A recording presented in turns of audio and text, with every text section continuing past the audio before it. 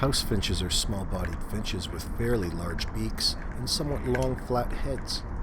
The wings are short, making the tail seem long. Many finches have distinctly notched tails, but the house finch has a relatively shallow notch in its tail. Adult males are rosy red around the face and upper breast, with a streaky brown back, belly, and tail. In flight, the red rump is conspicuous. Adult females aren't red. They are plain grayish-brown with thick, blurry streaks and an indistinctly marked face.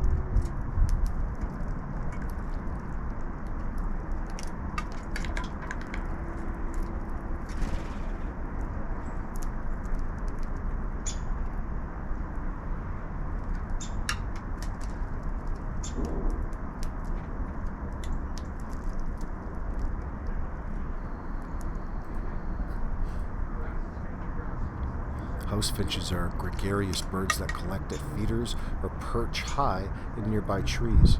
When they're not at feeders, they feed on the ground, on weed stalks, or in trees. They move fairly slowly and sit still as they shell seeds by crushing them with rapid bites. Flight is bouncy like many finches. House finches frequent city parks, backyards, urban centers, farms, and forest edges across the continent.